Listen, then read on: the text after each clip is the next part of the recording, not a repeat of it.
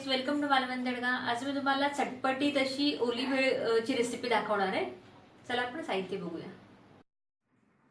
भेळ बनवण्यासाठी प्रथम मी चिंचगुळाची चटणी बनवून घेणार आहे। त्याच्यासाठी आम्ही चिंच आणि गूळ रात्रभर समप्रमाणात रात्रभर पाण्यामध्ये भिजत घातला आणि त्याचा चोथा काढून चा कोळ काढून घेतला असा।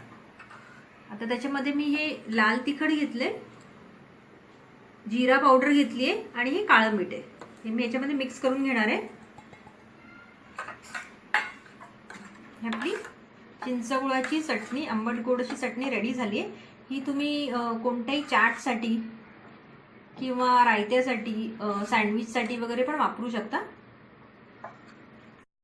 आता भेळीसाठी आपण बाकीचं साहित्य पाहणार आहोत। हे मी चुरमुरे घेतले आणि ही आपली चिंचगुळाची चटणी, हा चाट मसाला आहे, ही बारीक चिरलेली कोथिंबीर आहे, हा टोमॅटो घेतलाय बारीक चिरून, कांदा घेतलाय बारीक चिरून, हे फरसाण आहे आणि हिरवी मिरची, कोथिंबीर आणि लसूण याचा ठेचा करून घेतलाय मी।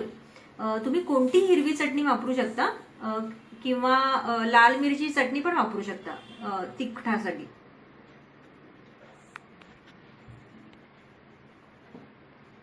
आणि ही बारीक शेव आहे आणि चवीपुरतं मीठ घ्यायचे। आता चुरमुऱ्यामध्ये मी चाट मसाला टाकून घेते।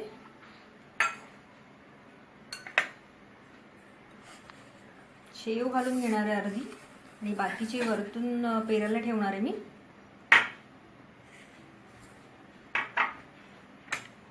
फरसाण,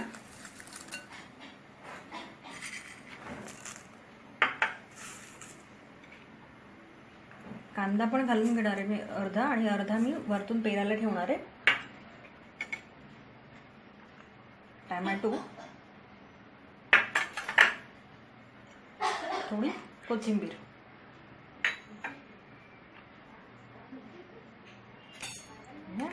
हिरवी मिरचीची चटणी,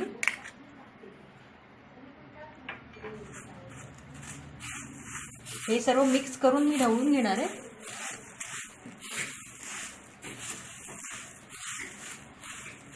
मी थोडंसं मीठ घालणार आहे।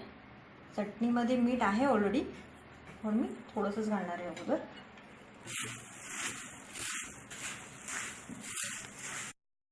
ही चिंचेची चटणी सोडून बाकी हे सर्व मी असं व्यवस्थित मिक्स करून घेतले। आता मी याच्यामध्ये चिंचगुळाची चटणी टाकणार आहे। आपल्याला जेवढी ओली हवी आहे भेळ त्याप्रमाणे चटणी टाकायची। चटणी टाकून आता मी छान असं मिक्स करून घेणार आहे सर्व।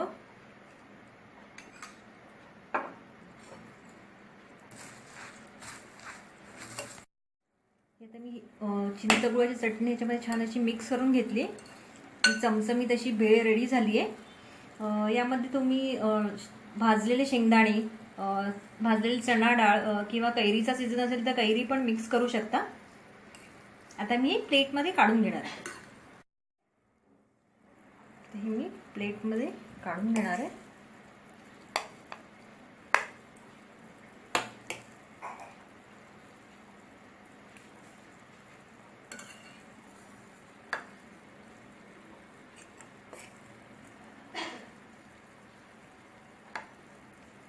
बाकी जे आपण कांदा टोमॅटो जो ठेवलेला आहे तो ह्याच्यावरती मी पसरवून घेणार आहे।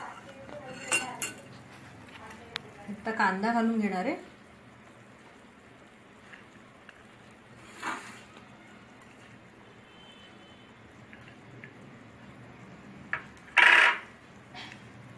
टोमॅटो पसरवून घेते वरती,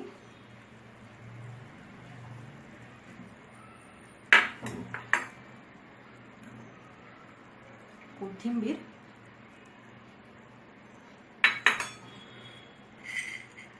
फरसाण,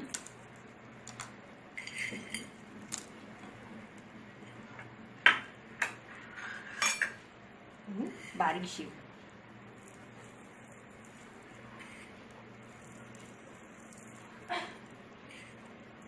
आपली भेळ रेडी झालेली।